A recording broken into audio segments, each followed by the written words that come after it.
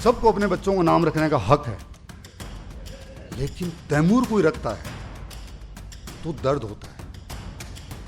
तैमूर नाम रखा नहीं गया है, यह आपको बताया गया है, यह आपको बताया गया है कि वो कौन आदमी था तैमूर, जिसने आपके पूर्वजों के गले काटे और जब 1.25 मन जनेऊ इकट्ठी होती थी तब वो खाना खाता था। जब कोई औरंगजेब की कब्र पे जाके बोलता है कि वो अलामा है, वो हमारे इस्लाम के वो हैं, इस देश का अगर नागरिक बोलता है तो वो सिर्फ औरंगजेब के लिए नहीं बोल रहा है, वो हमारे गांवों को चीर के उसमें नमक मिर्ची ठूस रहा है। और अगर हम चुप बैठे हैं तो ये दोष हमारा है, उनका नहीं है। जब अयोध्या में राम मंदिर की जो पूजा हो रही थी, मूर्ति स्थापना रखी जा रही थी गर्भगृह में, मैं घर पे बैठा और मेरे पिताजी खेत में बूढ़े आदमी थे तो वो भी आ गए कि आज देखते हैं कि भाई भगवान राम का, चलो फाइनली हमारे जीते जी कुछ तो बन रहा है। सब बैठे तो मैं बीच बीच में मैं चैनल चेंज कर रहा, तो वो इतने दुखी हो गए, क्या देख रहा तू एनडीटीवी में, बार बार क्या देख रहा। तो मैंने एनडीटीवी लगाया, तो एनडीटीवी में आने वाली खरीफ की फसल में ये होने वाला है, किसानों को ये होने वाला है, पूरे देश में गर्भगृह दिखाया जा रहा है और वहां पे रबी की फसल दिखाई जा रही है।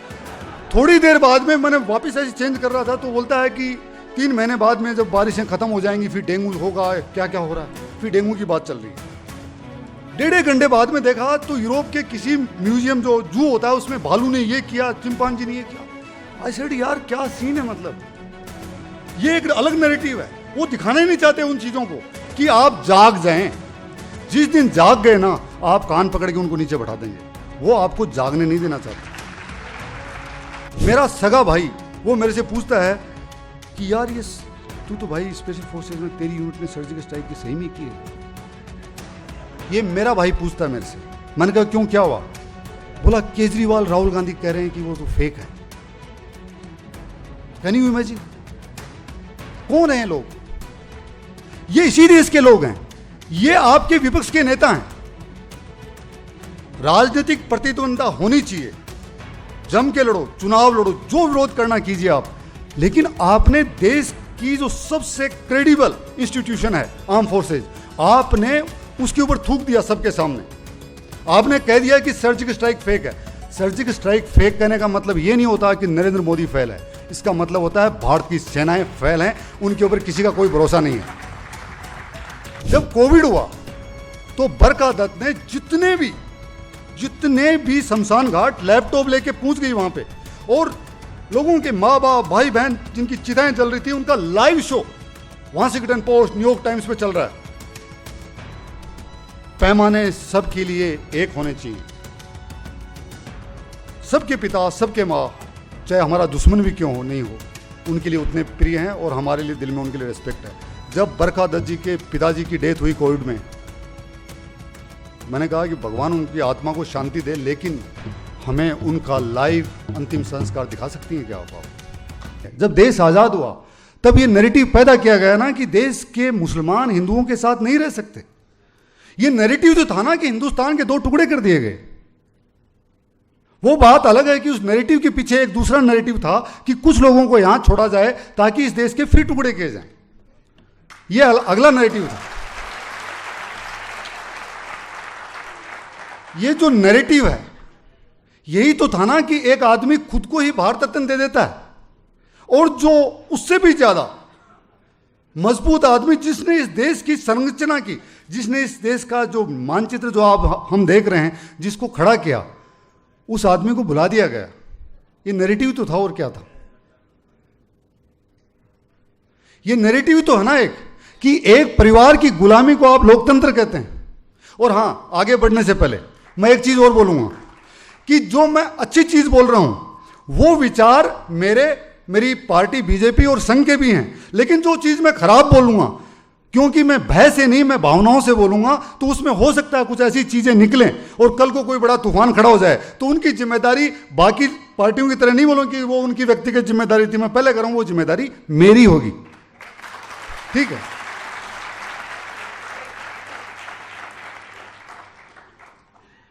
ये जो नैरेटिव की लड़ाई है ये अब भी खत्म नहीं होगी, ये हमेशा चलती रहेगी। और यहां पे एक वर्ड यूज किया गया कि सोशल मीडिया इन्फ्लुएंसर्स, यहां पे जो एक नैरेटिव है भारत प्रथम राष्ट्र प्रथम, जो सुशांत भाई ने कहा, एक नैरेटिव वो है। उसका समर्थन करने वाले सोशल मीडिया इन्फ्लुएंसर नहीं है। मैं दोबारा बोल रहा हूं, वो सोशल मीडिया इन्फ्लुएंसर नहीं है। आप उनको छोटा साबित कर रहे हैं। वो सारे के सारे धर्म रक्षक और भारत रक्षक हैं वो। और जो इस देश के खिलाफ, जो इस देश की संस्कृति के खिलाफ, यहां की परंपराओं के खिलाफ, इस झंडे के खिलाफ, इस देश की संप्रभुता के खिलाफ जो काम कर रहे हैं सोशल मीडिया पे, वो राष्ट्र विध्वंसक हैं। उनको आप दूसरी साइड के सोशल मीडिया इन्फ्लुएंसर मत बोलिए। वो अपने नैरेटिव पर अड़े हुए हैं। उनकी नजर में उनका नैरेटिव सही है। उनको आपसे, मैं आज अभी एक हमारे साथी से कह रहा था मैं, कि अगर आज देश का सबसे बड़ा जो मॉडल है, प्राइम मिनिस्टर भी अगर समुद्र मंथन कर दें, 10 बार कर दें, 10 बार उसमें विष निकल जाए और 10 बार उनके लिए पी लें, तो भी वो ये कहेंगे कि ये लोग फांसीवादी हैं, ये देश को तोड़ने में लगे हुए हैं, देश को हिंदू राष्ट्र बनाने में लगे हुए हैं। कुछ नहीं कर सकते आप। जो ब्रेन की जो सेटिंग है ना, जब गाड़ी चलाते हो, कुछ गाड़ियों में आजकल आता है ना, स्पीड फिक्स कर देते हो, उनकी फिक्स हो रखी है भाई। आप कुछ नहीं कर सकते उसमें, वो चलेगा, ऐसे ही चलेगा। बात यह है कि क्या आप उनके से लड़ने लायक हैं। मैं और अंशुल बात कर रहे थे कि सोशल मीडिया पे 2 चीजें चलती हैं, एक फैंटेसी और एक फैक्ट्स। गलतियां हमसे भी होती हैं, और आप में से कुछ ऐसे साथी हैं, जब कई बार हम कुछ पोस्ट करते हैं भावावेश में या जल्दीबाजी में, तो जो हमें पता नहीं होता है कि ये सही है, तो वो मैसेज करके, फ़ोन करके बोलते हैं कि मेरे साहब ये वाला सही नहीं, ये वाला है, तो हम उसको डिलीट करते हैं, माफ़ी मांगते हैं। माफ़ी मांगने में कोई छोटा नहीं होता, क्योंकि सोशल मीडिया पे अगर हमें नैरेटिव तय करना है तो फैंटेसी के आधार पे नहीं, फैक्ट्स के आधार पे करना है। अगर आपने अपनी बात फैक्ट्स के आधार पे रखी तो हम ये नैरेटिव जीतेंगे। लेकिन आज अभी क्या हो रहा है, अभी तो हम रिएक्शनरी मोड में, वो खेलते हैं कबड्डी, वो जब खेल के चले जाते हैं, हम खेलने पूछते हैं, तब हम क्या करते हैं, वापस पाला वाला बनाते हैं कि यार इधर रेत वेत ऐसे कर दी, तब तक वो दूसरे मैदान में दूसरा गेम खेल रहे होते हैं, वो वहां आग लगा देते हैं। वो वहां तक हम पूछते हैं, फिर वो तीसरी जगह आग लगा देते हैं, क्योंकि उनका जो यूनिटी है, उनका जो प्रतिबद्धता है अपने कोज के लिए, वो इतनी ज्यादा स्ट्रांग है कि उसको आप तोड़ नहीं पा रहे हैं। उसका कारण क्या है? उसका कारण है कुछ हमें सोशल मीडिया का थोड़ा सा शायद नॉलेज नहीं है कि ये कैसे काम करता है। दूसरा, शायद हम यूनाइटेड नहीं हैं इसलिए। और तीसरा, हमारे पीछे कोई बहुत बड़ा फंडिंग या पावर नहीं है। उनको फंडिंग मिलती है इस चीज़ की कि वो चरस पिएं, गांजा पिएं, देश के खिलाफ लेकें, वो देश के खिलाफ नारे लगाएं, इस चीज़ के पैसे मिलते हैं। और अगर आप इतनी तेज भारत माता की जय बोल रहे हो तो आपको सिर्फ सांस के अलावा, पानी के अलावा मैं कुछ नहीं दे सकता भाई। तो प्रॉब्लम यहाँ है। अभी मैं आपके साथ कुछ चीज़ें शेयर करूँगा कि जो देश की जो इंटरनल सिक्योरिटी है उसमें क्या क्या इशू हैं। कुछ ट्रेडिशनल इशू हैं जो पहले भी चल रहे थे और आज भी चल रहे हैं। उनमें एक इस्लामिक टेररिज्म है, जो सबसे ऊपर जो आ रहा है वो एक इस्लामिक टेररिज्म है जिसने कश्मीर को जकड़ रखा है। उसके बाद में नॉर्थ ईस्ट का इशू है। उसके बाद में जो लेफ्ट लिबरल्स, जिनको आप माओवादी कहते हैं, और मैंने उनके लिए नया नाम इसलिए दिया क्योंकि जैसे किसी सुशांत भाई ने कहा कि वो माँ बहन इनको सबको गालियाँ देते हैं, सोशल मीडिया पे आते हैं, तो आपको लगता है इतना आसान होता है। इतना आसान नहीं होता है। कई बार जब खुद पे लगता है, बहन को या वाइफ को या बच्चों को, तो आदमी थोड़ा सा सिस्टम हिलता है, क्योंकि हम सब भावनात्मक लोग हैं। ये लोग इस लिमिट तक जाते हैं कि आपको कैसे तोड़ा जाए, अंतिम लिमिट तक। मैं आपको एक एग्जांपल देता हूं। मेरी सिस्टर प्रोफेसर हैं, तो वो एक दिन रात को उन्होंने मुझे फ़ोन किया और फ़ोन करके रोने लगी। मेरे को लगा कि भाई घर पे सब ठीक है, माँ बाप बूढ़े हैं, कि कुछ हो तो नहीं गया। तो बोलती नहीं वो सब ठीक है। मैंने क्या, वो बोलती तू ये है ना, ये ट्विटर फेसबुक छोड़ दे। मैंने कहा भाई तेरे को क्या हो गया, ट्विटर फेसबुक, तू तो लेफ्ट में नहीं है, तू क्यों बोल रही है? बोलती नहीं भाई, मतलब मेरी दोस्तों ने मेरे को है ना कुछ स्क्रीनशॉट भेजे, ऐसी ऐसी गालियाँ मेरे बारे में ये वो दे रहे हैं। जुनून है, बहन है, तो उसको लगता है, तो इनको समझाना पड़ता है कैसे। मैंने बोला कि मैं घर पे ही बैठा था, तो मैंने बोला कि यार मैं आता हूँ थोड़ी देर में, बैठते हैं, बात करते हैं। फिर मैंने बोला कहाँ पे दिया हुआ है, तो वहाँ किसने जवाब दिया हुआ था, तो मैंने कहा इसको मैं रिप्लाई करता हूँ। तो उसने काफ़ी कुछ लिखा हुआ था, उसने कहा यू आर डॉग। तो मैंने उसके प्राइवेट मैसेज में जाके मैंने लिखा कि हेलो, तो उसने वापस आया कि डॉग यू आर हियर। मैंने कहा या I am loyal dog to India. ठीक है। तो देन उसने मेरे को बोला कि मतलब मेरी मदर के लिए बोला, बहन के लिए बोला, पहले बोला कि जो तेरी वाइफ है मर जाए। मैंने कहा मैं सिंगल हूँ। ठीक है। तो बोला तेरी गर्लफ्रेंड है वो मर जाएगी। मैंने कहा वो मर गई 2000 में, अभी तो वो जन्नत में है। ठीक है, आप लास्ट तक उसको है ना बिल्कुल इज्जत के साथ बात करते रहिए उनसे। उनको लास्ट में ये औकात दिखा दीजिए कि जो आपकी भाषा है ना, जो इन्होंने बोला था सुशांत भाई ने कि मैं ले ही नहीं रहा हूं, ये तुम्हारे पे वापस आ रही है। एक स्टेज के बाद में वो खुद इतने शर्मिंदा होते हैं और दोबारा कभी भी वो प्लेटफॉर्म पे नहीं आते हैं। लेकिन आप में धैर्य होना चाहिए। आप चलेंगे, इतना कुछ बोलने वाले हैं आपको, ये मान के चलीजिए। घर के आसपास के लोग हैं, चाहने वाले हैं, उसको थोड़ा समझा दीजिए उनको कि ये ऐसा होने वाला है और इसको आप दिल पे ना लें। अगर मेरा कोई सच्चा दोस्त, भाई बहन, अगर वो मेरे को गाली देता है तो आपको बुरा लगना चाहिए। लेकिन ये एक वर्चुअल वर्ल्ड है, इसमें पता नहीं कहाँ पे इकबाल सिंह बैठा है, कहाँ क्या कर रहा है भी या नहीं, वो उर्फी जावेद है या और कुछ है, पता नहीं चल रहा ना। तो आप उसके बारे में टेंशन मत लीजिए। तो पहला है इस्लामिक टेररिज्म, दूसरा है नक्सलवाद, तीसरा है जो रीजनल जो स्टेट्स हैं जहाँ कुछ जो पॉलिटिकल लीडर्स हैं जो उनको पॉलिटिकल पावर चाहिए, तो वो नया देश या नया स्टेट या ऑटोनॉमी मांग रहे हैं, वहाँ पे एक संघर्ष चल रहा है।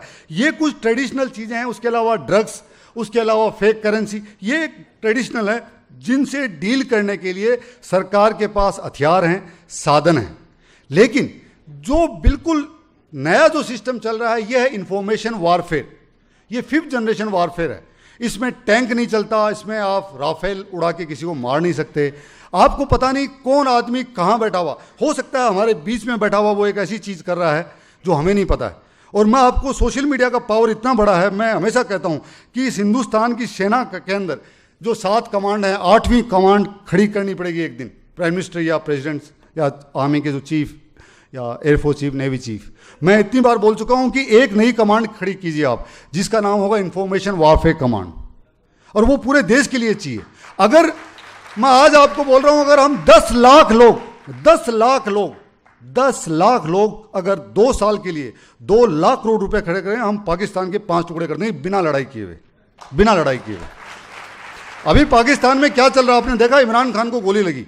अगर हमारे पास यहाँ पे सिस्टम है, हमारे पास टीम्स हैं, अगर हम नैरेटिव क्रिएट करते हैं कि ये इमरान की पार्टी, ये महाजिर, ये आईएसआई, ये हाफिज सईद, सबके अलग अलग, अगर उनमें इतना कन्फ्लिक्ट रहे, समझ में नहीं आया कि कौन सही है कौन गलत है, देश में अफरा तफरी मच जाएगी। ये अफरा तफरी आपके देश में जब कोविड हुआ था तो विपक्ष ने मचाई थी आपके देश में। और इस इंफॉर्मेशन वॉरफेयर का एक सिस्टम है कि जो इस सिस्टम में स्थापित लोग हैं, जिनकी लोग बात सुनते हैं, उनका करैक्टर असैसिनेशन किया जाए। अगर मिस्टर सुशांत सिन्हा अगर बोलते हैं कि ये बात सही है, तो उनको समझ में आ रहा है कि ये बात सही बोल रहा है, तो इस आदमी को गिराया जाए, इस स्तंभ को गिराया जाए, ताकि इसको जो मानने वाले हैं उनके दिमाग में वैक्यूम क्रिएट हो जाए, डाउट क्रिएट हो जाए कि ये चीज़ें तो गलत हैं। मेरा सगा भाई वो मेरे से पूछता है कि यार ये तू तो भाई स्पेशल फोर्सेज में, तेरी यूनिट ने सर्जिकल स्ट्राइक की सही में किएगा? ये मेरा भाई पूछता है मेरे से। मैंने कहा क्यों, क्या हुआ? बोला केजरीवाल राहुल गांधी कह रहे हैं कि वो तो फेक है। Can you imagine? कौन है ये लोग? ये इसी देश के लोग हैं, ये आपके विपक्ष के नेता हैं। राजनीतिक प्रतिद्वंदता होनी चाहिए, जम के लड़ो, चुनाव लड़ो, जो विरोध करना कीजिए आप, लेकिन आपने देश की जो सबसे क्रेडिबल इंस्टीट्यूशन है आर्म फोर्सेज, आपने उसके ऊपर थूक दिया सबके सामने। आपने कह दिया कि सर्जिकल स्ट्राइक फेक है। सर्जिकल स्ट्राइक फेक कहने का मतलब यह नहीं होता कि नरेंद्र मोदी फेल है, इसका मतलब होता है भारत की सेनाएं फेल हैं, उनके ऊपर किसी का कोई भरोसा नहीं है। अगर मैं राहुल गांधी की जगह होता, मेरी लड़ाई नरेंद्र मोदी या केजरीवाल से हो सकती है, लेकिन जिस दिन सर्जिकल स्ट्राइक होती मैं चैंपियन की बोतल लेके जाता और मैं 10 बुके लेके जाता, एक प्राइम मिनिस्टर को देता, आर्मी चीफ को, उनको बोलता कि ये बोतल है तो आप खोलो, मैं तो यहीं बैठ के पीने वाला हूं क्योंकि आपने इतना अच्छा किया। और मैं बाहर आके बोलता कि हमारी लड़ाई राजनीतिक लड़ाई चलती रहेगी, लेकिन सेना ने जो किया है हमें गर्व है और हम फिर अंदर घुस के मारेंगे। मैं प्राइम मिनिस्टर का सपोर्ट कर रहा हूं। मैं अनकंडीशनल लेटर लिख के आता प्राइम मिनिस्टर को कि देश की सुरक्षा के लिए जो कुछ करना है कीजिए, हमारा 100% सपोर्ट रहेगा। अगर मेरी पार्टी में किसी ने विरोध किया, मैं उसको उसी वक्त निकाल के फेंक दूंगा। लेकिन क्या होता है कि केरला के अंदर किसी एक समुदाय विशेष को खुश करने के लिए सड़क के ऊपर जब पूरे स्टेट का यूथ प्रेसिडेंट आके गाय का गला काटता है, तो पहले यह कहा जाता है कि वो पार्टी का नहीं है, और जब प्रूव हो जाता है कि वो पार्टी का है तो ये उसका व्यक्तिगत मामला है। ऐसा नहीं होता। फिर आप उसको घर पे लेके किस लिए लेके आए थे? आप किस लिए उसके साथ, और अभी भी पार्टी में है, क्यों नहीं निकाल देते आप? ये सब डिजाइन है। कुछ लोगों ने मेरे को कहा कि सैफ अली खान का जो बेटा है उसका नाम तैमूर है। सबको अपने बच्चों को नाम रखने का हक है, लेकिन तैमूर कोई रखता है तो दर्द होता है।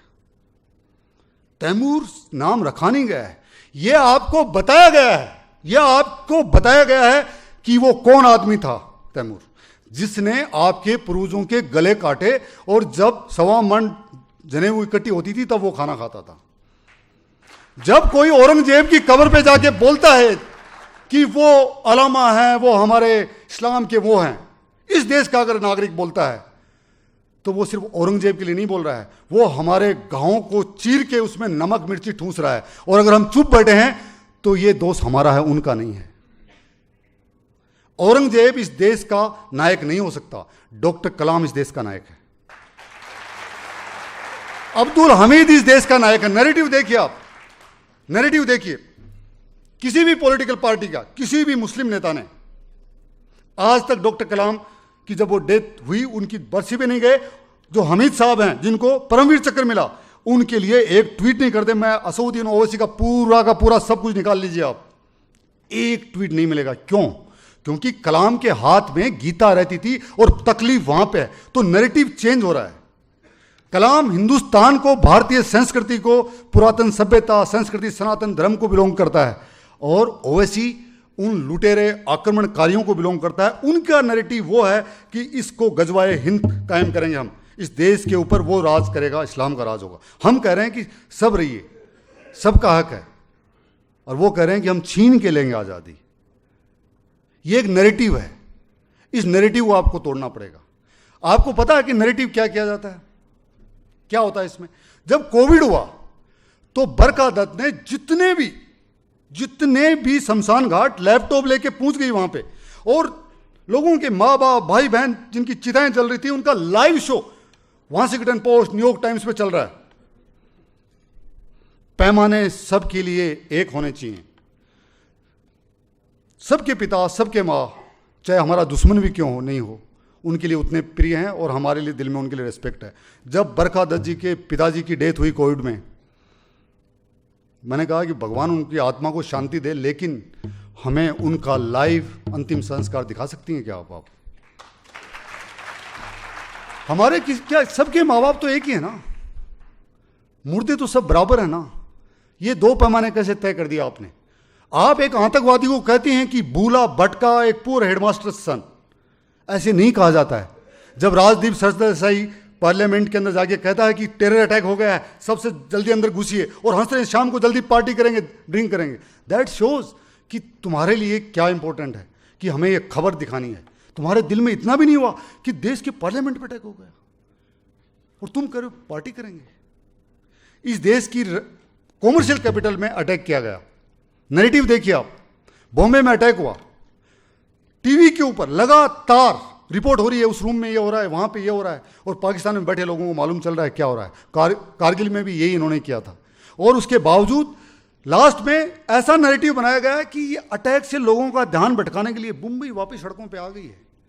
ये नैरेटिव क्यों नहीं बनाया कि हिंदुस्तान का हर आदमी आग में झुलस रहा है, बदला मांगता है, आज वहां हुआ है, कल यहां होगा, परसों वहां होगा, लेकिन नहीं, मुंबई वापस सड़कों पे आ गई। इतनी हिम्मत दिखाई इन लोगों ने, सब लोगों ने, कि उन्होंने भूल गए आतंकवाद को, वापस सड़कों पे चल रही है जिंदगी। ये नैरेटिव आपको वहां से फीड किया जाता है।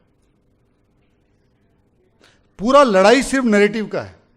जब सर्जिकल स्ट्राइक में जो सोल्जर गए, उनमें से मेरे एक जूनियर थे जिनको पैर में गोली लगी थी, सिर्फ एक आदमी को गोली लगी पूरे ऑपरेशन में। जब मैंने पहली बार बात की तो उसने मेरे को, मैं नाम नहीं लेना चाहिए, उसने मेरे को बोला कि सर अभी तो मेरा मन ऐसा कर रहा है कि मेरे सामने ये 2 आदमी 3 आदमी आ जाएं तो मैं जो बची हुई है मैं उनके अंदर निकाल दूं। क्यों? क्योंकि दिल में दर्द होता है। वो बोल रहा है कि साला मैं किसके लिए मर रहा हूं यार, मैं अक्रॉस द बॉर्डर, मेरे माँ बाप, बीवी बच्चे, भाई बहन, यार दोस्त सब छूट गए, और 1 वे टिकट है। सर्जिकल स्ट्राइक ऐसा नहीं है कि यहां बाथरूम जाके आप आ रहे हो वापिस, ऐसा नहीं है। आप एक उस देश के पास, उसकी सीमा में घुस रहे हो जिसके पास परमाणु बम और बंदरों के हाथ में उतरा है, कभी भी गला खुद का काट लें, किसी का कान काट दें, वहां पे जाके आ रहे हो। जब आपने उनको इतना डिग्रेड कर दिया, उनको दिखा दिया आपने कि आपने फेक, आप कैपेबिलिटी नहीं, आपने जनसंख्या वृद्धि, ये एक जो इंटरनल सिक्योरिटी का इतना बड़ा मुद्दा है। मोरबी के अंदर पुल गिरा, एनडीटीवी न्यूज़ दिखा रहा है, बहुत भीड़ थी, पुल गिर गया। हाँ भाई, बहुत पुल थी, पुल गिर गया, ऐसे गलत हुआ, नहीं गिरना चाहिए, बहुत लोग इसमें जिम्मेदार हैं। लेकिन तुम ये क्यों नहीं दिखाते कि बहुत जनसंख्या बढ़ने से देश टूटने वाला है? क्यों नहीं दिखाते? क्यों नहीं दिखा रहे? दोस्तों, जब अयोध्या में राम मंदिर की जो पूजा हो रही थी, मूर्ति स्थापना रखी जा रही थी गर्भगृह में, मैं घर पे बैठा और मेरे पिताजी खेत में बूढ़े आदमी थे, तो वो भी आ गए कि आज देखते हैं कि भाई भगवान राम का, चलो फाइनली हमारे जीते जी कुछ तो बन रहा है। सब बैठे, तो मैं बीच बीच में मैं चैनल चेंज कर रहा, तो वो इतने दुखी हो गए, क्या देख रहा तू एनडीटीवी में, बार बार क्या देख रहा? तो मैंने एनडीटीवी लगाया, तो एनडीटीवी में आने वाली खरीफ की फसल में ये होने वाला है, किसानों को ये होने वाला है, पूरे देश में गर्भगृह दिखाया जा रहा है और वहां पे रबी की फसल दिखाई जा रही है। थोड़ी देर बाद में मैंने वापस ऐसे चेंज कर रहा था, तो बोलता है कि 3 महीने बाद में जब बारिशें खत्म हो जाएंगी फिर डेंगू होगा, क्या क्या हो रहा है, फिर डेंगू की बात चल रही है। 1.5 घंटे बाद में देखा तो यूरोप के किसी म्यूजियम जो जू होता है उसमें भालू ने ये किया, चिंपांजी ने ये किया। आई सेड यार क्या सीन है, मतलब ये एक अलग नैरेटिव है। वो दिखाना ही नहीं चाहते उन चीजों को कि आप जाग जाएं। जिस दिन जाग गए ना, आप कान पकड़ के उनको नीचे बैठा देंगे, वो आपको जागने नहीं देना चाहते। कई बार अगर आपको, मैं आज बता रहा हूं, घर में है ना, वाइफ को कभी बोलना, हस्बैंड को बोलना कि आप टीवी चला दें बीच में एनडीटीवी, और आप कहीं बाथरूम से निकल रहे हैं, किसी दोस्तों से बात करें, तो आपको अचानक एहसास होगा कि ये इंडिया की न्यूज़ चल रही है, पाकिस्तान की, कहाँ के आज़ाद कश्मीर कहाँ का चल रहा है, ये किसके बारे में हो रहा है, हो क्या रहा है। एकदम नैरेटिव सुबह से लेकर शाम तक। ऐसा नहीं हो सकता। आप मीडिया में हैं, आप दिखाइए, सरकार की कमियां दिखाइए और सरकार को रास्ता भी दिखाइए, और पत्रकार ही दिखाते हैं आईना, और कोई नहीं दिखा सकता। साहित्यकार, पत्रकार, कवि, ये लोग ही सरकार और समाज को आईना दिखाते हैं। लेकिन अगर वो आईना ही वो ऐसा है कि जिसमें उनका ही उनका नैरेटिव दिखे, तो इसका मतलब कुछ तकलीफ है। देश की जुडिशरी, यहां काफी वकील भी बैठे होंगे, पढ़े लिखे हैं, I am using very strong word, incompetent and inconsistent judiciary है। नैरेटिव क्या है मैं आपको भी बताता हूं। अभी जस्ट कुछ दिन पहले जजमेंट आया कि एक जज साहब बोल रहे हैं, सुप्रीम कोर्ट के जज साहब बोल रहे हैं कि हिजाब स्कूल में पहनने का लड़की का खुद का हक है। वो वकील बोले जा रहा है कि वो इंस्टीट्यूशन है, सब समान है वहां पे। बोला नहीं, उसका खुद का निजी हक है, वो कुछ भी पहने। लेकिन अगर मैं उस जज को ये पूछूं कि मैं हिंदू हूं और मैं धोती कुर्ता और एक गमछा और यहां पे तिलक लगा के या 3 माला लगा के, एक माला डाल के ऊपर मैं पूछूं और मैं बोलूँ राम राम साहब बताओ कहां से शुरू करें जज साहब, तो आप बोलेंगे कि ये क्या ड्रामा है, क्या आप आने देंगे मुझे? आप कहते हैं काला कोट पहन के, ये पहन के आइए, मी लोड कहिए, ये कीजिए। अगर ऐसा ही है तो कल हमारे बच्चे लंगोट पहन के स्कूल में क्यों नहीं जा सकते? क्यों नहीं जा सकते भाई? हमारी तो सभ्यता का हिस्सा रहा हुआ है ये। हम लड़कियों के लिए नहीं, लड़के तो जा ही सकते हैं ना, मतलब। और कुछ हमारे जो नागा, जो साधु वो हैं, वो क्यों नहीं जा सकते? उनको भी पढ़ने का हक है। तो ये कानून सबके लिए समान होना चाहिए। ऐसा नैरेटिव सेट किया गया है, मैं आपको बता रहा हूं, ऐसा नैरेटिव सेट किया गया है कि जब राम मंदिर बन रहा था, आपको पता है कि कांग्रेस की ओर से एक ये कैसे आपको दिग्भ्रमित किया गया है, ये देश को तोड़ने के सारे तरीके हैं। देश कैसे टूटेगा? जब आप अपनी परंपराओं से दूर हो जाएंगे, जब आप अपने सनातन से दूर हो जाएंगे, जब आप अपने माँ बाप, अपने परिवार से दूर हो जाएंगे, जब आप अपने रिश्तेदारों से दूर हो जाएंगे और इनका झंडा, इनका डंडा उठा लेंगे, उस दिन देश टूट जाएगा। यह हकीकत है। जब राम मंदिर बन रहा था, जब अपील की गई, तो सोनिया गांधी ने भेजा कि यह काल्पनिक है, और सुप्रीम कोर्ट ने वो अर्जी, कपिल सिब्बल और मनु सिंघवी की अपील जो थी, उन्होंने एक्सेप्ट कर ली। एक्सेप्ट करने का मतलब है कि इस केस में दम है। एक्सेप्ट करने का मतलब यह है कि दम है, क्योंकि सुप्रीम कोर्ट बहुत सारी अर्जियां बाहर फेंक देता है कि क्या बकवास है, फेंको इसको। इसका मतलब है कि वो मानते हैं, उनमें से उनको थोड़ा डाउट है कि राम काल्पनिक है। चलो मैं बोल रहा हूं, चलो मान लिया काल्पनिक है, तो भाई साहब 1947 से लेके 2020 तक, 17, 18, 19, 20 तक आप हर रामनवमी की छुट्टी क्यों मना रहे थे? आप क्यों मना रहे थे? अरे काल्पनिक है ना, जब काल्पनिक मान रहे हो तो फिर राम ही कोई काल्पनिक मान रहे हो तो फिर हर हाई कोर्ट, हर सुप्रीम कोर्ट, हर कोर्ट की छुट्टी किस लिए कर रखी है? छुट्टी के टाइम आपका नैरेटिव ठीक है बिल्कुल कि आज छुट्टी है, घर पे बैठे हैं। आप रात को 2 बजे 3 बजे सुप्रीम कोर्ट खोल देते हो और फिर एक नैरेटिव बनाया जाता है कि इंडिया जुडिशरी सो फ्लेक्सिबल कि हम टेररिस्ट को भी अंतिम वक्त तक न्याय दिलाने की कोशिश करते हैं। टेररिस्ट को 1 दिन, 2 दिन, 1 साल, 2 साल, 5 साल, 7 साल, 8 साल, 10 साल, 15 साल, 20 साल, यार इतने सालों तक तुम उसको, और फिर उसकी बॉडी दी जाती है और उसको हीरो बनाया जाता है, हीरो बनाया जाता है। मैं कैसे मान लूं कि ये लोग जो उसके अंतिम संस्कार में जाते हैं और हिंदुस्तान के खिलाफ नारे लगाते हैं कि वो इस देश के नागरिक कहलाने लायक हैं, वो आतंकवादी नहीं है? वो हैं आतंकवादी। ये लोग जो पढ़े लिखे लोग हैं, लेफ्ट के लोग, जिनमें सुशांत भाई बहुत ही मीडिया में थोड़े समझ के बोलते हैं क्योंकि इनको खिलाफ हो सकता है कई बार लोग पीछे पड़ते हैं। मैं तो बिल्कुल सीधा नाम लेके बोलता हूं, प्रशांत भूषण। प्रशांत भूषण, मैं आपको एक चीज बताऊंगा। प्रशांत भूषण ने, बुरहान वानी पे बरका दत्त ने एक नया नैरेटिव तैयार किया। प्रशांत भूषण ने सुप्रीम कोर्ट के अंदर एक अपील की कि बुरहान वानी को, एक शरीफ आदमी को भारतीय सेना ने मारा। पूरा देश कह रहा है कि बुरहान वानी आतंकवादी है, एक कह रही है कि गरीब हेडमास्टर का बच्चा है। मतलब नैरेटिव देखिए अलग चल रहा है। प्रशांत भूषण कहता है कि एक शरीफ आदमी को भारतीय सेना ने मार दिया घर में जाके। पाकिस्तान के अंदर प्रशांत भूषण की फोटो लगती है कि इस देश का one of the top lawyer, supreme court का सबसे बड़ा वकील, यह कह रहा है इसका मतलब सही में जानबूझ के मारा गया। और हमारी जो सोशल मीडिया है यह काउंटर ही नहीं कर पाई कि जो एक रेपिस्ट आदमी जो किसी के भी घर में घुस के किसी की मां बहन बेटी के साथ रेप करता था, जिसने 20 से 30 सिविलियन लोगों को मारा, सैनिकों को मारा। मैंने जब सुप्रीम कोर्ट के अंदर अपील की उसके खिलाफ, तो जज ने मेरे से पूछा कि मेरे साहब आपको क्या तकलीफ हो गई? कहाँ बुरहान वानी, कहाँ प्रशांत भूषण, कहाँ आप?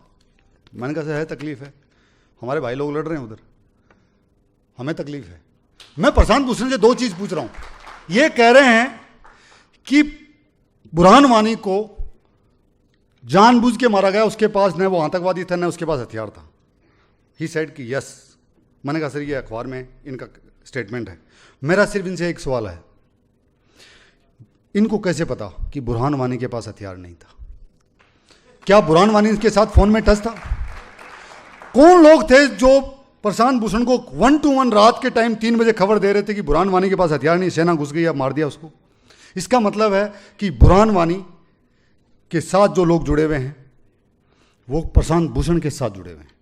बुरहान वानी के साथ कौन जुड़े हुए हैं? बुरहान वानी के साथ हर आदमी वो जुड़ा हुआ है जो इस देश को तोड़ना चाहता है, इस देश के सनातन धर्म को खत्म करना चाहता है। तो वही लोग प्रशांत भूषण के साथ जुड़े हुए हैं, वही लोग। और आप बोलते हो जो नया एक नैरेटिव देश में तैयार हो रहा है, सोशल मीडिया कैसे काम करती है अंशुल बताएंगे, लेकिन मैं आपको बता रहा हूं, मैं यूएस गया।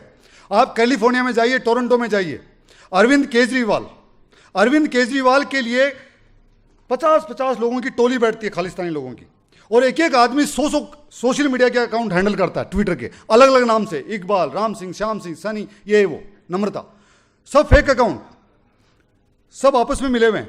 एक ट्वीट होता है उसको वो शेयर करना शुरू करते हैं, एक ट्वीट होता है उसको रीट्वीट, ये मतलब एक आदमी जब आपने ट्वीट किया, मैंने 50 अकाउंट से उसको रीट्वीट किया, फिर आपस में किया। सोशल मीडिया का जो एल्गोरिथम है ट्विटर का, उन्होंने केजरीवाल की जो ये अर्बन नक्सल्स की टीम है ना, उसके ट्विटर के एल्गोरिथम को उन्होंने मात दे दी, उन्होंने खत्म कर दिया उसको। जब चाहते हैं, जैसे चाहते हैं वैसे लोग करते हैं। वो आदमी जो कहता था कि राम मंदिर की जगह कोई हॉस्पिटल बना दो, वो ये कर दो, वो आदमी आज कह रहा है कि मैं राम मंदिर के दर्शन कराऊंगा, और आपको समझ में नहीं आ रहा है। ये एक पूरा बना बनाया चिट्ठा है जो हर आदमी अलग अलग तरीके से अटैक कर रहा है। और जो इंटरनल सिक्योरिटी है, देश को बाहर से नहीं तोड़ सकते आप, सेनाएं इतनी मजबूत हैं कि वो उसका मुकाबला कर लेंगी, लेकिन देश के अंदर जो हो रहा है, पॉपुलेशन कंट्रोल, डेमोग्राफी जो चेंज हो रही है, केरला में, बंगाल में, कश्मीर में पहले हो गया था, ये जो असंतुलन हो रहा है, और जो फोर्स रिलीजियस कन्वर्जन हो रहा है, अगर आपने नहीं रोका तो थोड़े दिनों में, थैंक यू वेरी मच, बता रहा हूं, सही बता रहा हूं, बुरा मत मानना, ऐसा होगा, घरों से निकाला जाएगा, किया जाएगा। जिस दिन 35% पॉपुलेशन होगी उस दिन ये किया जाएगा, ऐसा होने वाला है। आप बिल्ली है ना, कबूतर सोचता है कि बिल्ली नहीं खाएगी आंख बंद करने से, ऐसा नहीं होता। बिल्ली का धर्म है कबूतर को खाना, वो खाएगी, उनका मकसद है गजवाए हिंद, वो अपने काम पे लगे हुए हैं। क्या आप अपने काम पे लगे हुए हैं? आप लगे हुए हैं क्या? सोशल मीडिया का एक कॉन्क्लेव, मैं चाहूंगा कि आप लोग, हर आदमी सोशल मीडिया पर है, फैक्ट्स के आधार पे आप अपनी बात रखिए, अपने डिजिटल प्रिंट्स रखिए, आपकी बातों में बहुत दम होता है। हम लोग भी आप लोगों को फॉलो करते हैं, हम देखते हैं कि आप लोग क्या लिख रहे हो। बड़े से बड़ा आदमी, मैं बता रहा हूं, प्राइम मिनिस्टर मोदी जी के साथ मैं था, उनका जो स्पीच जब चल रहा था तो किसी ने पूछा, सर हर जगह नया स्पीच देते हो आप, हर जगह नया स्पीच। उन्होंने बोला कि देश के अंदर 50 करोड़ लोग सोशल मीडिया पे हैं, मैं देखता हूं लोगों के क्या विचार हैं, लोगों के क्या मुद्दे हैं, देश की आवाज़ फिर मैं बोलता हूं। वो आदमी रिसर्च कर रहा है, आप भी पढ़िए, आप भी रिसर्च, एक सब्जेक्ट लीजिए आप। अगर आपने धर्म का लिया, आपने इंदौर की कल्चर का लिया, आपने इंदौर के मंदिरों का लिया, आपने इंदौर के एजुकेशन का लिया, आपने इंदौर के साफ सफाई के लिए एक सब्जेक्ट पकड़ लीजिए और इतना अंशुल की तरह उस पर कीप ईटिंग कि लोगों को पता चलना चाहना चाहिए कि सच ये है और लोग आपकी बात मानने लगे और उनका नैरेटिव टूटने लगे। मैं एक दो चीज़ और बोलूँगा, मेरे को बोला है इन्होंने कि शायद समय कम है और भावनाओं में आ जाते हैं तो फिर कुछ ज़्यादा बोलने लग जाते हैं हम लोग। कुछ चीज़ें और हैं, मैंने जुडिशरी के बारे में बोला, दूसरा है बॉलीवुड के बारे में। मैं ये बोलूँगा मैम, उसके बाद में आपके पास आता हूँ। जो बॉलीवुड है, और ये बोलना जरूरी इसलिए है, ये बोलना जरूरी इसलिए है क्योंकि जो हमारे बच्चे हैं, छोटा बच्चा जो पर्दे पे देखता है, उसके मेंटल इंप्रेशन, मैं एज ए डॉक्टर बोल रहा हूँ, बहुत ज़्यादा उसका उन चीज़ों से सीखता है। वो जो सामने विजुअल इफेक्ट्स होते हैं उनसे बहुत ज़्यादा सीखता है वो, हर छोटा बच्चा। इस देश का जो बॉलीवुड है उसने एक नैरेटिव बनाया हुआ है और वो नैरेटिव दुबई गैंग डिसाइड करता है कौन सी मूवी आएगी। आपका तिलक लगाने वाला हर आदमी गुंडा, मवाली, रेपिस्ट दिखाया जाएगा और अगर वो शिवलिंग को भी लेके भागेगा तो आप कुछ नहीं बोल सकते। वो ये कहेगा आके कि शिवलिंग के ऊपर आप दूध क्यों चढ़ाते हैं, लेकिन वो कभी ये नहीं पूछेगा हिजाब क्यों नहीं हटाया जाए, वो ये नहीं बोलेगा कि ट्रिपल तलाक क्यों नहीं खत्म किया जाए, वो कभी ये नहीं बोलेगा कि हमारी बहनों के भी 2 बच्चों से ज़्यादा बच्चे नहीं होने चाहिए, वो कभी नहीं बोलेगा। वो शादी करेगा, ऐसे करेगा, किससे करेगा वो भी आपको पता है। वो नाम रखेगा तो तैमूर रखेगा, वो आपको एक मैसेज है, आपको मैसेज है, आप उनको फंड कर रहे हैं। वो जाके टर्की के राष्ट्रपति की बेगम के साथ बैठेगा और आप उसकी मूवी देखेंगे। टर्की का राष्ट्रपति कहता है कश्मीर भारत का हिस्सा नहीं है, नहीं है भारत का हिस्सा, और भारत का हिस्सा नहीं है कहने वाला देश का दुश्मन है, और जो उसके साथ बैठने वाला है वो भी उतना ही बड़ा दुश्मन है। तो आमिर खान भी उतना ही बड़ा दुश्मन है। आप उसको कहते हैं कि एक्टर है, होगा, बहुत सारे एक्टर हैं, अरे हर गली में मिलते हैं एक्टर भाई साहब, उनकी एक्टिंग उनसे अच्छी है, लेकिन वो देश के साथ गद्दारी नहीं करते वो लोग। क्या आमिर खान को पता नहीं है टर्की का राष्ट्रपति कोई छोटा मोटा गली का नहीं आदमी है, पान नहीं बेचता है, वो इतनी बड़ी कंट्री है और उसका राष्ट्रपति जब बोल रहा है लाल सिंह चड्ढा की मूवी बनाता है और जाके वहां बैठता है, आप लोग मूवी देखते हैं, आप फंड कर रहे हैं उनको, आप फंड कर रहे हैं, आप हिंदुस्तान के सैनिकों की मौत का सौदा कर रहे हैं इन लोगों की मूवी देख के। नहीं हो सकता है, ये नैरेटिव चेंज करना पड़ेगा आपको। इनको सड़क पे लेके आ जाइए आप इनकी मूवी मत देखिए। जो देश के खिलाफ अगर मैं बोल रहा हूं तो मेरे भी कपड़े उतार दीजिए आप, कोई भी हो, कोई भी क्यों नहीं हो। देश से बड़ा कुछ नहीं है, समाज से बड़ा कुछ नहीं है, देश की संस्कृति से बड़ा कुछ नहीं है। अगर देश रहेगा तब रहोगे ना आप। 65 कंट्रीज को बना दिया इन्होंने, 65 कंट्रीज को बना दिया है, आपके सामने बनाया है और हर साल बनाते हैं, हर साल बनाते हैं। आपको तोड़ दिया, आप जाट हैं, आप कायस्थ हैं, आप राजपूत हैं, आप शर्मा हैं, आप बर्मा हैं, आप बिश्नोई हैं, आप अग्रवाल हैं, आप गुप्ता जी हैं, आप ये हैं। इन्होंने इनको बोला क्या, कभी बोला क्या इनको? नहीं बोला। एक साथ खड़े होते हैं और दिन में 5 बार आपके मुंह पे बोलते हैं कि हम ही हम हैं, बाकी कोई नहीं है, और जो हमें नहीं मानता उनको हम नहीं मानते, उनको खत्म करेंगे। आपके मुंह पे बोलते हैं यार, आप कहां की बात कर रहे हो आप? आपको लग रहा होगा कि मैं आपको भड़का रहा हूं, नहीं, मैं आपको आईना दिखा रहा हूं। यह इंटरनल सिक्योरिटी का सबसे बड़ा मुद्दा है। या तो इस देश की परंपराएं मानिए, इस देश के अंदर सिर्फ मुस्लिम 1 करोड़ लोग हैं, बाबर की औलाद। बाकी जितने भी जो हैं, जो आज इस्लाम मान रहे, कोई भी मान, कल को हो सकता है हमारे से भी कोई मानने लग जाए, कोई गुनाह नहीं है। लेकिन बाबर की औलाद सिर्फ 1 करोड़ लोग हैं, बाकी तो सारे आप में से, हमारे में से बने हैं भाई।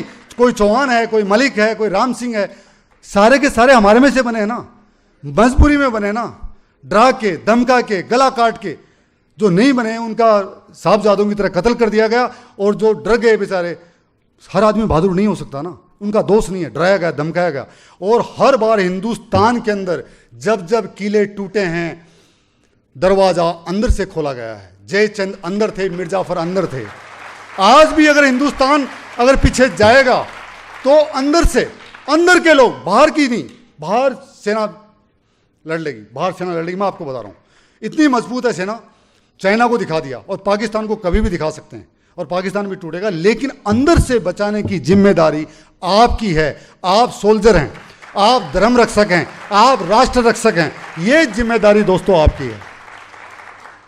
मैं इतना ही कहूँगा, समय कम है, और जो इस कॉन्क्लेव को जिन्होंने करवाया है, हर व्यक्ति को, जो पानी की बोतल लेके चल रहा था, जो वहाँ बैठा है, जिसने सफाई करवाई है, जिन्होंने प्लान किया है, जिन्होंने सबको बुलाया है, ये अरेंजमेंट किया है, आप सबको मेरा साधुवाद, बहुत बहुत धन्यवाद। इस शहर ने जो शुरुआत की है, आर्मी के अलावा और डॉक्टर्स के अलावा, मेरी सबसे ज़्यादा दोस्ती जानकारी इसी शहर में है। मैं जब जब आता हूँ, जब जब चेहरे देखता हूँ, और इतना प्यार है मुझे इस शहर से, इतनी साफ सफाई है, मैं बोलता हूँ ये गुरु मंत्र बाकी शहरों को बता दो आप लोग, ताकि पूरा देश सही हो जाएगा। दोस्तों, साथ में ये भी चाहूँगा, मैं 150 करोड़ लोग हैं, मैं चाहूँगा कि आप अपनी हेल्थ, अपनी फिटनेस, अपने परिवार की हेल्थ, उस पर जरूर ध्यान दें। हर परिवार का सबसे बड़ा असेट उसके सदस्य होते हैं, उसी तरह देश का सबसे बड़ा असेट देश के नागरिक हैं।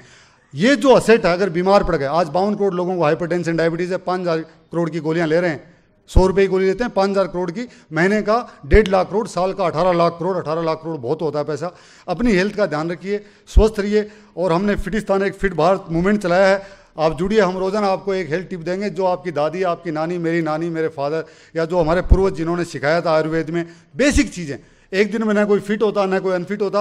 आप मजबूत रहिए, आप मजबूत रहेंगे तो परिवार मजबूत रहेगा, परिवार मजबूत रहेगा, समाज मजबूत रहेगा, और समाज मजबूत रहेगा तो देश मजबूत रहेगा। आप सोशल मीडिया इन्फ्लुएंसर नहीं हैं, आप भारत रक्षक हैं, आप धर्म रक्षक हैं, आप संस्कृति रक्षक हैं। जय हिंद, जय भारत।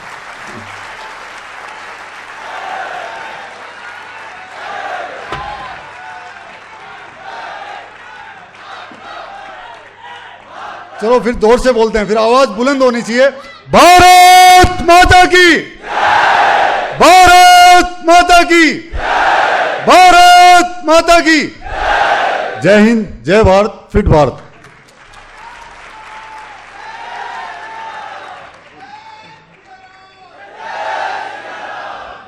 देश की आंतरिक सुरक्षा के विषय में हमने बहुत कुछ सुना। स्वाभाविक है कि सीमा पर हमारे सैनिक भाई तैनात हैं, लेकिन जब आंतरिक सुरक्षा की बात आती है तो ऐसे बहुत सारे विषय हैं। तो ऐसा ध्यान में आता है कि जहां अंदर जितने लोग हैं जो देश में रहते हैं, समाज में रहते हैं, भारत प्रथम, राष्ट्र प्रथम का भी विषय आया। तो हम कैसे अपनी देश की सुरक्षा कर सकते हैं, सीमाओं को सुरक्षित कर सकते हैं, आंतरिक सुरक्षा कैसे हो सकती है, ऐसा बहुत कुछ हमने यहाँ सुना। समय कम है, इसलिए मैं आप सब लोगों से ही प्रश्न आमंत्रित करती हूँ, और दो बातें, एक की संक्षिप्त में पूछें, विषय से संबंधित प्रश्न पूछें। बाकी आदरणीय मेजर पुनिया जी बाद में भी हमारे बीच में रहेंगे, तो जितना समय है उसमें हम उसको समाप्त करेंगे। प्रश्न कोई भी कहीं से भी पूछ सकता है, हाथ ऊपर करेंगे, माइक आपके पास जाएगा। जी पूछिए। सर देवी अहिल्या विश्वविद्यालय एक विद्यार्थी के रूप में मैं कहना चाहता हूँ, सर देवी अहिल्या विश्वविद्यालय और इंदौर के विद्यार्थी के रूप में कहना चाहता हूं कि आप और आप जैसे लाखों सैनिक सीमा पर लड़ रहे हैं, और हम यहां से आप सभी के साथ हैं, और आप, हम सबकी दुआएं आपके साथ हैं कि आप हमेशा स्वस्थ रहें और हमेशा देश की रक्षा करते रहें। प्रश्न सर मेरा एक सवाल ये है कि क्या आप भी इस बात को मानते हैं कि धर्मनिरपेक्षता, सेक्युलरिज्म ने देश की आर्थिक सुरक्षा व्यवस्था को लुंच पुंज कर दिया? इस देश का जो सबसे बड़ा जो बकवास, या जो मतलब जो ड्रामा, या जो नाटक, या जो जोक है इस देश का, वो है सेकुलरिज्म। मुझे कोई शर्म नहीं आ रही। भारत बहुधर्मी देश है, यहाँ पे सभी धर्मों का निवास है, और सबको अपनी बात रखने का, अपने तौर तरीके से जीने का सारा हक है। लेकिन भारत के अंदर जो परंपराएं हैं, जो सभ्यता है, वो सनातनी सभ्यता है। इस देश की मिट्टी मिट्टी के कण कण से खुशबू उसी की आती है। जो इसको नहीं मानता वो राष्ट्र के खिलाफ है। मैं नहीं बिलीव करता, मैं सेकुलर कंट्री का नागरिक नहीं हूँ। मैं भारत राष्ट्र का नागरिक हूँ, मैं सेकुलर कंट्री का नहीं हूँ। मैं मानता ही नहीं इसको बिल्कुल, चाहे मुझे कोई कितनी गाली दे, कुछ भी कर ले, बिल्कुल नहीं। भारत में सभी धर्मों का समान, बराबर समान है। सबको जीने का बराबर हक है, सबको अपनी सभ्यता, अपने जो तौर तरीके हैं उनसे जीने का, पूजा पत्ती को फॉलो करने का हक है, लेकिन जो सनातन सभ्यता है वो सर्वोपरि है और वो ही रहनी चाहिए। जी बिल्कुल धन्यवाद। जी पूछिए। सर नमस्कार, मैं धार जिले से हूँ, सावन कर्मा नाम है मेरा।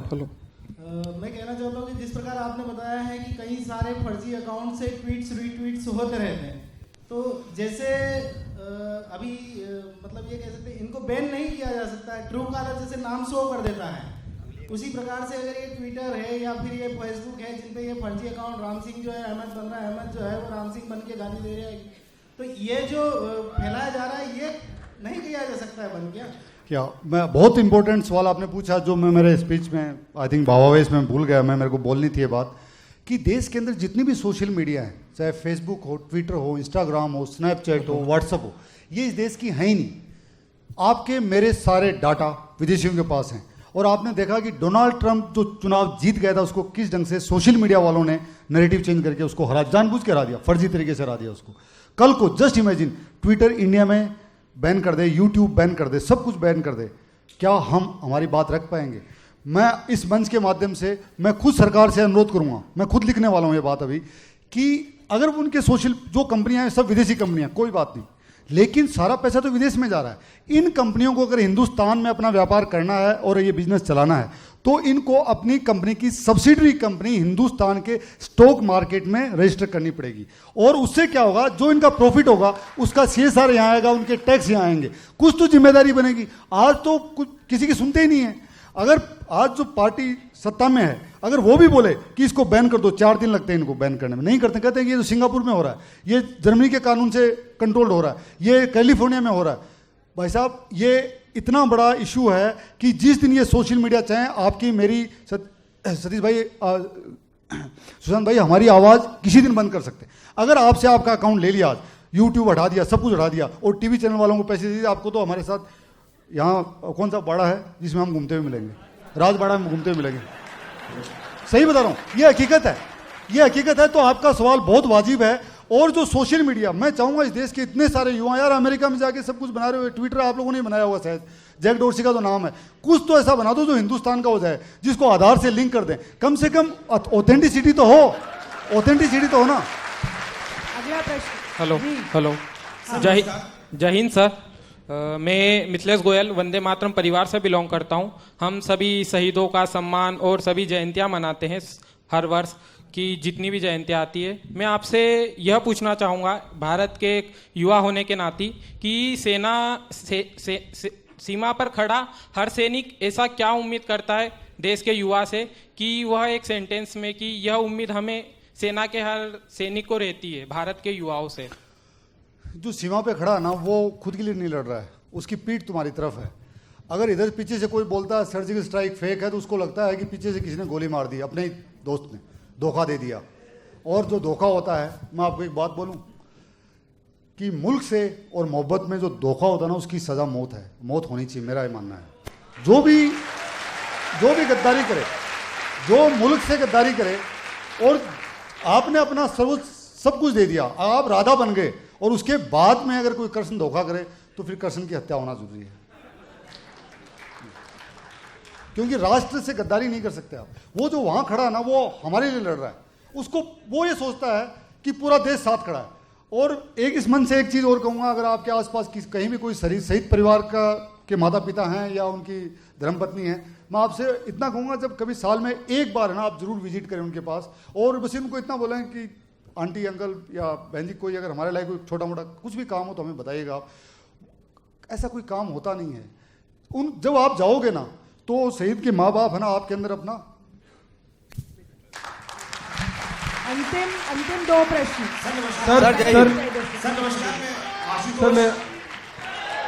नमस्कार, मैं आशुतोष भार्गव भोपाल से। सर, लगातार देश में लव जिहाद के कई मामले सामने आ रहे हैं। लव जिहाद को लेकर अगर मध्य प्रदेश की बात की जाए तो कानून भी है, लेकिन कानून की बात लगातार मामले सामने देखने को मिल रहे हैं, धर्मांतरण के मामले सामने देखने को मिल रहे हैं। मध्य प्रदेश के स्कूलों में भारत माता की जय बोलने पर विद्यार्थी को सजा दी जाती है। सर, ये हमारे देश की आंतरिक सुरक्षा को कितना नुकसानदायक है और सर इसके ऊपर हम कैसे आ सकते हैं? इसके ऊपर जो अंशुल हैं वो बताएंगे कैसे धर्मांतरण हो रहा है, कैसे केरला में 6000 लड़कियों को, जिसमें क्रिश्चियंस भी हैं, हिंदू भी हैं, उनको कन्वर्ट करके उनको रिप्रोडक्टिव मशीन बना के कि बच्चे पैदा करें और ऐसा इसका टेररिस्ट उनको बनाया गया। ये बहुत बड़ा खतरा है। ये तब रुकेगा जब हम सनातन धर्म में अंतर जातीय विवाहों को बढ़ावा देंगे, एक्सेप्ट करेंगे। हम सोचते हैं कि मेरे को मेरी कास्ट में शादी करनी है, वहाँ दूसरे के साथ में लड़की चली जाए तो खाप पंचायत बैठ जाती है। ऐसा नहीं होना चाहिए कि अगर हम सबको माने कि हम सब एक हैं, हम सब एक हैं। एक चीज़ बताइए, आप जो मूर्ति बना रहा है पत्थर से काट के, उसको तो आपने मंदिर से बाहर निकाल रखा है और आप वहां बैठ के पूजा कर रहे हैं। ये कैसे हो सकता है भाई? अरे मूर्ति तो उसने बनाई है, तो सबसे पहले तो उसको अंदर होना चाहिए। अगर हम सब लोग ये कहेंगे कि हम सनातनी हैं और सनातन धर्म में सिर्फ बाबर के लोगों को छोड़ के हर धर्म शामिल है, ये मत सोचना कि सिर्फ हिंदू। जो इस मिट्टी से जो निकला है, सिख, बौद्ध, जैन, हिंदू, जितने भी जो निकले हैं, जो जितने संप्रदाय हैं, वो सब सनातन के हिस्से हैं। तो यह हमें डिसाइड करना पड़ेगा कि एक दूसरे को हम कितना एक्सेप्ट करते हैं। इस देश के अंदर वोट जात के नाम पे पड़ता है, कभी मुस्लिम यादव MY हो जाता है, कभी TY हो जाता है, तो ये गलत है ना। मतलब आप मुद्दों पे वोट करो ना, तब सब खत्म हो जाएगा। और लव जिहाद नहीं है, ये सिर्फ जिहाद है। लव तो सिर्फ बहाना है। सर जय हिंद। जय हिंद सर। अंतिम प्रश्न पुण्य सर जय हिंद। सर जय हिंद। जय हिंद, जय हिंद। बोलिए सर नमस्कार, मेरा नाम मनीष साहू है। मैं राजमाता देवी अहिल्याबाई की नगरी इंदौर में स्कूल ऑफ लॉ DAVV का छात्र हूँ। सर मेरा सवाल था कि जैसा कि अभी नक्सलिज्म जो है भारत के लिए कितनी बड़ी समस्या है, क्योंकि अब ये नए नए रूप धारण करता जा रहा है। अर्बन नक्सलिज्म है, क्योंकि वहाँ की जगह वो उनके पास ऐसा नहीं है, टीचिंग नहीं है, टीचिंग भी है, एजुकेशन है, संसाधन है, जिसके बावजूद वो अपना एक अच्छा सही रास्ता नहीं खोज पा रहे हैं। तो आखिर ये कितनी बड़ी समस्या है और इसका समाधान हम अगर नक्सलिज्म को खत्म करना है तो उससे पहले आपको अर्बन नक्सल और जो इंटेलेक्चुअल टेररिस्ट है उनको खत्म करना पड़ेगा। वो तो प्यादे हैं, उनको पता ही नहीं है कि ये लाल सलाम क्या है, झंडी क्या है, डंडी क्या है, क्या कौन मार्क्स है, कौन लेनिन है, क्या पता ही नहीं, उनको कुछ हवा नहीं है। जो दिल्ली में बैठे हैं, JNU में बैठे हैं, सुप्रीम कोर्ट में बैठे हैं, पॉलिटिकल पार्टीज में बैठे हैं, नए नए रूप से आ रहे हैं, जिनको फोर्ड फाउंडेशन सपोर्ट कर रहा है, जिनको सोरोस सपोर्ट कर रहा है, जो मीडिया में बैठे हैं, जो टीवी की स्क्रीन काली कर देते हैं। असली नक्सल तो ये है। इनको जब तक खत्म नहीं करोगे, माओवाद, नक्सलवाद खत्म नहीं होगा। इनको खत्म सिर्फ आम नागरिक आप लोग खत्म कर सकते हैं। जय हिंद, जय भारत। सर हमारे बीच में हम बाद में भी सेशन के बाद अलग से बात कर सकते हैं। मैं आप सभी से क्षमा चाहती हूँ, समय की अपनी सीमा है, इसीलिए हम इस सेशन को यही समाप्त करते हैं। आंतरिक सुरक्षा में हम आपको वादा करते हैं कि हम सभी लोग, जो भी हमारी भूमिका होगी, बिल्कुल हम सब लोग मिलकर के इस काम को करेंगे और राष्ट्र प्रथम का जो भाव है वो हम सबके अंदर है, उसको और बलवती करेंगे। बहुत बहुत धन्यवाद सर।